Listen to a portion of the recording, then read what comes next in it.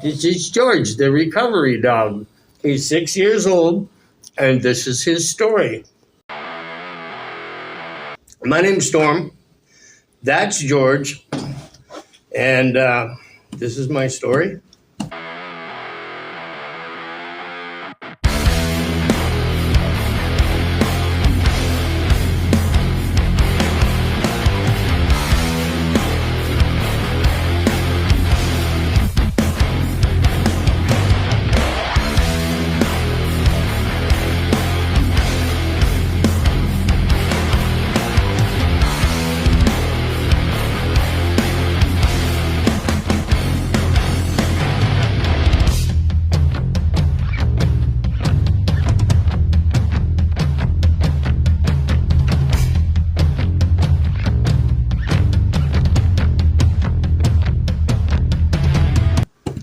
Yeah, it all started way back in the Tom Sawyer days.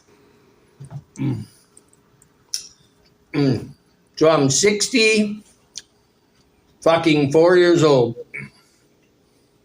And when I was little, that's when it started. Do you want that? You didn't want it a minute ago.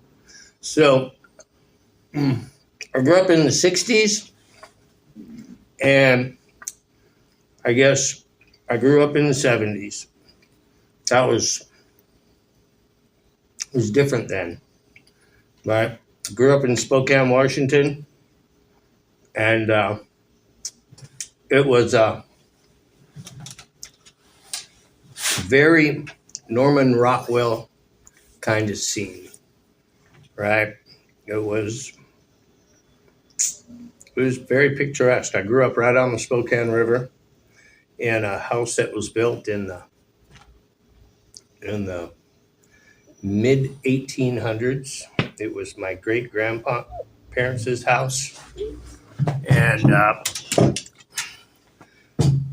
I had maybe a normal family. You know, my dad was famous. He was a drag racer. He was the first guy to do 200 miles an hour. And he'd win all the Top Fuel dragster races. And that's when I was like three. So, and my parents had crazy, grandiose parties. You know, being they were so popular. And my first, I guess, my first memory of alcohol was those parties, pinochle parties kind of things. And I'd just go around from person to person to person, getting drinks off their drinks and getting fucked up. I was 3, 4, you know, and they'd have those parties every weekend. So, and we had a big spiral staircase in this old house. And I remember getting drunk and wrapping my arms around this big stuffed ball and rolling down that spiral staircase. And all the people there thought that was the funniest thing. And school was first grade. I had Mrs. Carruthers. And the most thing I can remember about her was her dragging me around the classroom by my hair and beating the fuck out of me. And I was a very unruly kid. So they really didn't allow me to go to school other than the first and the 5th grade. And they thought I was hyperactive or some kind of mental defect. But really, I was hitting the bottle. And I remember in the 5th grade, I was selling joints to my teacher. I could get better weed than he could. And that really kind of makes me angry now that I look back on it. You know, Um, in the 7th grade, I tried to go back to school, and on the first day, I hit my principal upside his head with a crowbar. So school wasn't really an option. I was 13, right? And I spent most of my dad left when I was 8, maybe. And my best friend was Walter Smith, and me and Walter and our BMXs and our 2 dogs would ride around town all night long, every night, trying to find weed and do stuff. So that's what my childhood was like. You know, I got my ass beat a lot when I was before my dad left. So that's where drugs and alcohol came in. I did PCP for the first time when I was 11, maybe, and I thought it was the greatest thing. I got lost on my BMX. I had no idea where I was, and I was riding my bike and riding. When I came down, I was actually riding around my house. So I left home when I was 13. I hitchhiked to Bourbon Street and down in New Orleans. Spent a lot of time down at Golden Nettles, starving to death. Back to Bourbon Street, started working, making catfish poor boys. It was a different world then. At 13, I could walk into any bar and order a beer, and they're having orgies on the stage. It was unbelievable. It was odd, you know. We got thrown off of Bourbon Street for me luring guys around the corner that wanted to fuck me, and my buddy jump them, we'd beat them up and take their money. So after about the 5th time, they kicked me off of Bourbon Street for a month. I never knew about NA or AA, any 12-step program. I never knew anything other than you get fucked up, that's what you do. However, around between 13 and 17, I'm not even sure, this guy caught me in a dumpster and pulled me into a El Torito's restaurant. And he told me if he ever caught me in the dumpster again, he'd make sure the cops drugged me away and put me in jail forever. And I believed him. I don't know why. When he made me come back every day at 3 o'clock to that restaurant, and he taught me how to do dishes. He taught me how to cook. He taught me how to be responsible.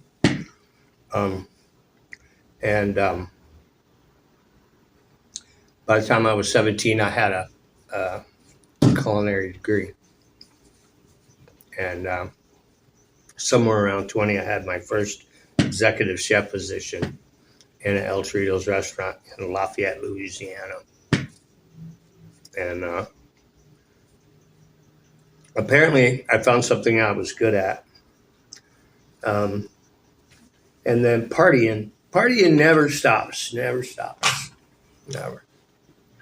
You know, in the restaurant business, you party while you're getting your ass beat in the kitchen, you know. And it was like that for years. I could get fucked up, do an amazing job. Everybody loved me. And I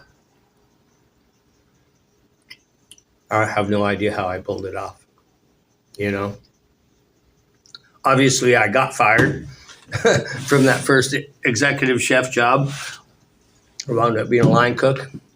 I hitchhiked to Orlando, Florida. Wound up being a line cook. Me and my buddy started a band. I sang in a band for like 10 years. And went to work for Hard Rock Cafe. There's a bunch of restaurants in between. And that's when I realized that partying and getting fucked up all the time was affecting my ability to do a good job. So I attempted to just keep it and moderately, right? And I rose quickly at the Universal Studios Hard Rock to the position where I was the next person to be the assistant executive chef. And I did that in a year.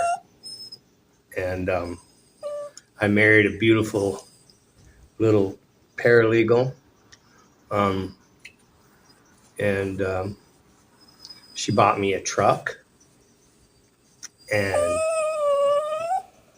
I couldn't stop drinking. And I could tell that it was affecting me. So I took that truck and my PA for my band, my PA. I owned like $100,000 PA system. And I hauled ass. I just ghosted her. Because I didn't know what to do. Right? I was never taught those things that we learn in 12-step programs, how to function as a human being and be socially acceptable. I always felt like I'm failing. I've felt like I'm failing my whole fucking life. I've never felt like I was good enough. So the change is just, it repeats itself. However, when I left Florida, I came back home because I really I wanted the family thing, right? And that's where I discovered, well, maybe I'll never have a family thing because it didn't feel like my dad wanted me around. I built a 4-bedroom house with a guest house on 40 acres. He wouldn't even come to see it, and had his first granddaughter. These things fucked with my head. And then I found meth, and I was okay again. I found meth. We had big parties.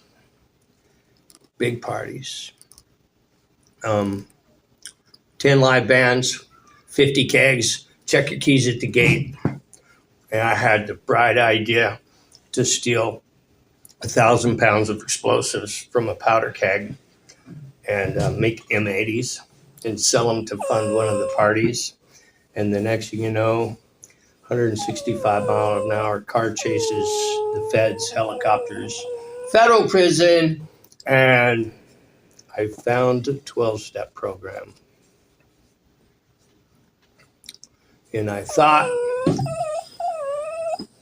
I was cured. Yo, come here, homie. Come here. Why are you crying? Do you want to come over here?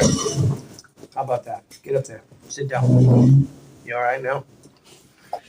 So, I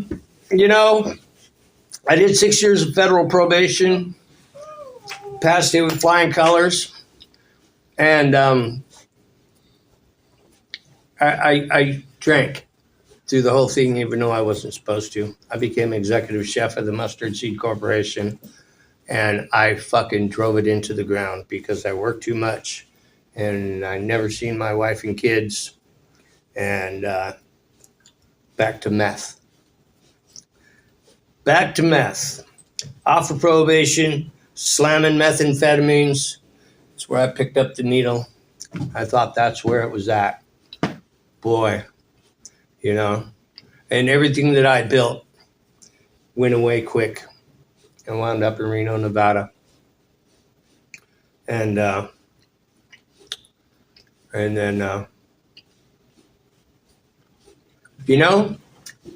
I did probation and all that without the 12-step program. Come to think about it, because I found 12-step program in Reno, Nevada, and I didn't know what it was. I noticed there was a room that I would walk by often, and there was always full of people, and they were fucking happy. And they invited me in, and I was high as fuck, so I wasn't going in there because there's happy people in there. What do you do with those guys, right? But it wasn't long before I thought I was done. Um, I attempted to do the program, and I failed. You know, I wound up doing collections for a certain family group, and one day I kicked the door open of this house and was going to spray the vicinity with foam mace. This beautiful thing I'd discovered, and there was a little girl on the other side of that door when I kicked it in. She looked like my daughter, and I literally walked from Reno, Nevada to Carson City crying my eyes out. And talked to my cousin into giving me an opportunity to pull my head out of my ass. I needed a place to stay. And so I managed to get somewhat clean there. I managed to put meth behind me. And shushka. And I knew that there was a Hard Rock Cafe in Tahoe. And I thought if I could just get about a month clean and shake it off. You know, I've been slamming dope for about 2 years at that point. If I could just do that, shake off the funk. You know, I knew that if I walked into that Hard Rock Cafe, they have to hire me because I left with an indefinite leave of absence from the U Studios Hard Rock. And that's what happened. And that place became my family. And we worked our asses off. The majority of us grew pot at our houses, indoor, snowboard like every day. If we weren't snowboarding, we're mountain biking, hiking, enjoying the outdoors, and drinking a lot. I kept meth away from me for about 8 years, right? I always had my suitcase packed, right? Just in case, you know, if this happens, then I'm going to get higher. If I manage to get my kids raised, right, happy and healthy and off into the world, then I can go get high again. And so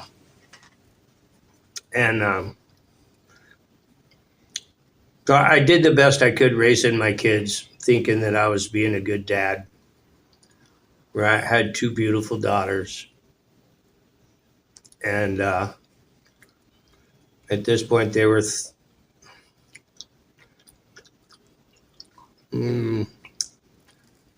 11 and 16 years old.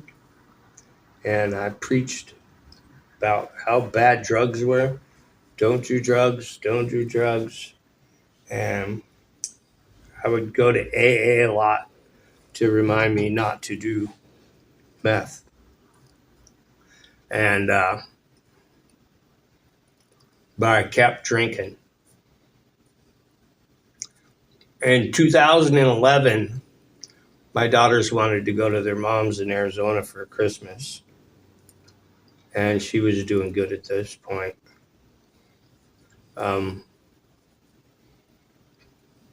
So I let them go for Christmas to their mom's. And on Christmas Eve, I had organ failure. My liver, kidney, and pancreas failed. And the doctors gave me a beautiful excuse that it was Tylenol that caused it to happen. So I was life flighted to San Francisco. And I was the 6th person, I think, to get this new stem cell and the first one to live. So there's my first gift from God. And a free ticket that once I've recovered, I can drink again. Right? In my twisted, addictive brain, that I totally was able to just bypass the fact that it was because I drank so much and took Tylenol that I had organ failure. So I just brushed away because I drink so much. And the doctor said, well, yeah, you're completely recovered. If you want to have a beer every now and again, it's no big deal. So I recovered and I let my kids stay with their mom.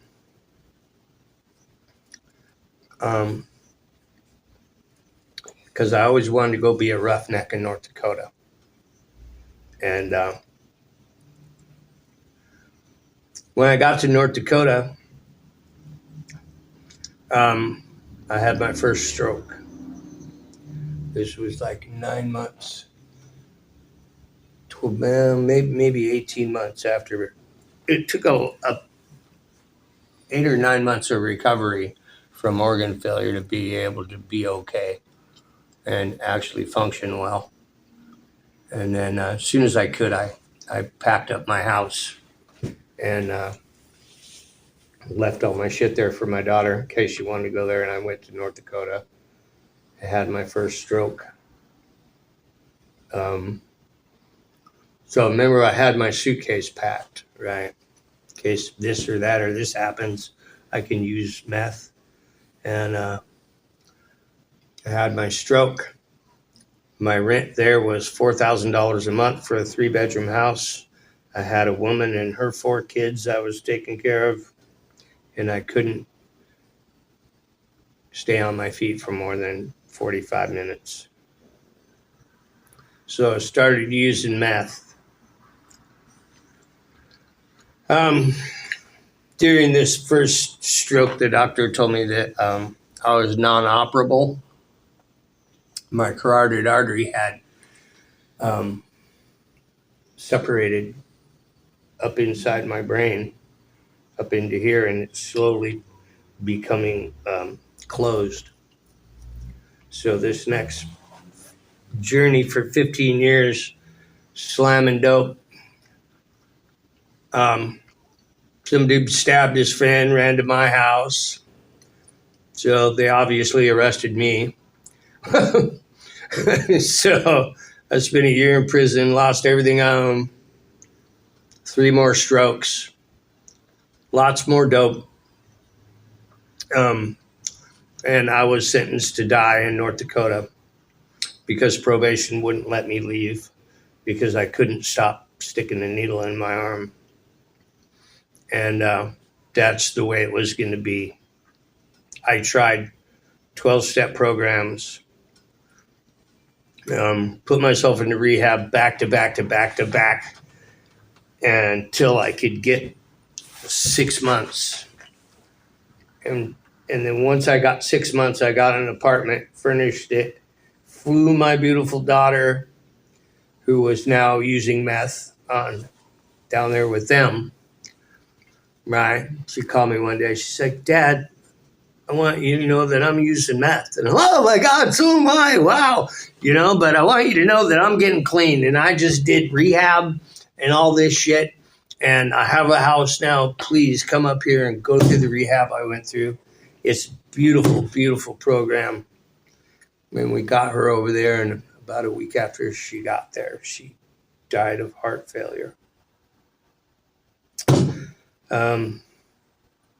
It was absolutely awful. I immediately stuck a needle in my arm and slammed as much meth as I possibly could because I thought if I gave myself a heart attack, I could go find her and see if she was okay. I tried really hard. It did not work. So here I am stuck with myself.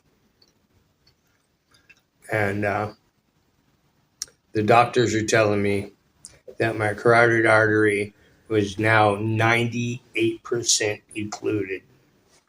So basically just a couple of drops making it through that shit to my brain. And I'd always tell them, shit, don't worry about it. I'm like, fucking ask anybody. I've never had blood going to my brain, right?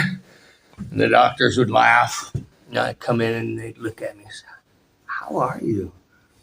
Fuck, I'm good. I could do 100 push-ups right now, right? And them knowing that, I'm doing that, and turns out that's pretty much what kept me alive until I could find my doctor that could do a surgery, because they were all like, you're non-operable, because if they operate where my problem is in my brain, the odds are good I wouldn't be whole again. They're like, you don't want us to do that to you. You wake up in diapers and shit. I'm like, oh, hell no. So I came home to die with my mom, because I ain't seen her in a long fucking time. Turns out she needed me as much as I needed her. My amazing doctor lined me up with a guy. His name was Dr. Wilson. He was the nicest guy I ever met in my whole fucking life. He listened to every word I told him, right? And he's like, well, might be able to help you. We'll try. Did a CAT scan. Said, how about surgery tomorrow? Right? I've had 7 doctors tell me I would not live. So I was scared. I was also about 3 months clean. And I thought, fuck, this is it. I did the surgery. I woke the fuck up. And had another stroke during the surgery. But apparently I'm okay now. I found true sobriety at Freedom to Choose in the Tri-Cities, Washington. In 2019 is where it began. COVID came. Freedom to Choose started that group then. It was all about freedom to choose whether you want to go to an in-person meeting, freedom to choose whether you want to wear a mask, freedom to choose, right? Sobriety. And it turned out to be what truly saved my life and helped me become who I am today. I think I'm a good dude today, I think, right? My dog likes me. I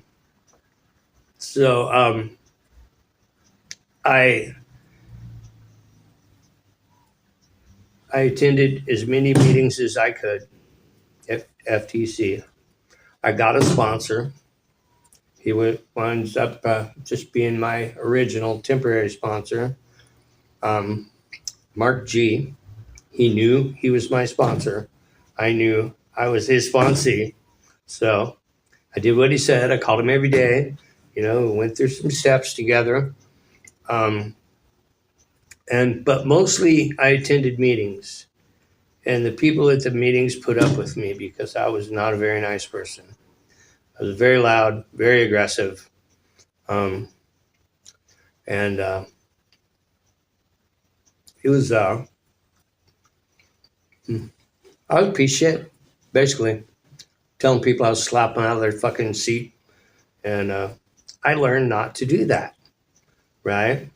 I learned more from the people that I used to get up and scream at than just about anybody in my life, right?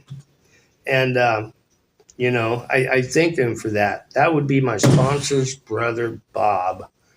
Can't tell you how many times in a meeting I told him I was going to fucking slap him out of his chair.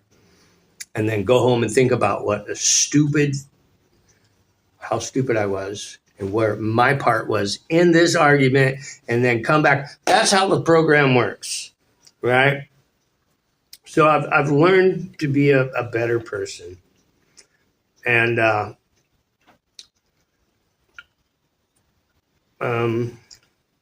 what else is there? Oh, yeah. There is, because you can't keep it unless you give it away. So I bought a house in the Dalles, Oregon, moved my mom over here, and there was no NA here. So I started NA, Freedom to Choose 2.0. That was 3 years ago. I pretty much almost had my house paid off. And my group is still here. We're about 30 members deep. It's a really positive place to come and grow. I have a sponsee. My sponsee now has a year, coming up on 2 years. Did he just get 2 years? He's got 18 months. Yeah. So I don't know. If you want to grow, get a sponsor. Do the steps. Go to meetings. You know, I'm not a 12-step Nazi whatsoever, but I go to meetings. Ugh.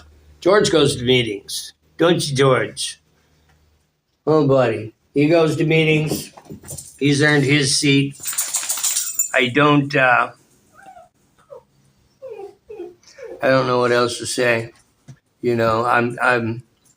It's completely transformed who I am. I'm a better person today. People aren't scared to be around me. I don't fuck everything up I touch. I own a business now. I paid off my fucking student loan. Right? What the fuck? Yeah, I paid off my student loan. I never thought I'd ever pay that off. $30,000. So if you wonder, if 12-step programs work, I just bought a $40,000 truck. It's paid for. Paid off my student loan. I almost own my fucking house. Right? My dog likes me. My plug back in North Dakota, for those of you that don't know what a plug is, that's the person you purchase your dope from. She's been my best friend for 10 years. She is now here with me in the Dalles, and she's clean and sober and happy and healthy. And God. That's who we forgot. The most important guy of all. Legitimately, I pray every day, 2-3 times a day. I still say fuck, shit, damn.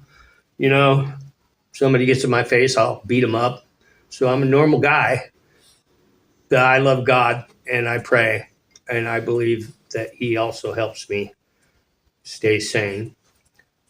God, Narcotics Anonymous, and my family here at Narcotics Anonymous, right? We have achieved great things. And that's a fucking miracle.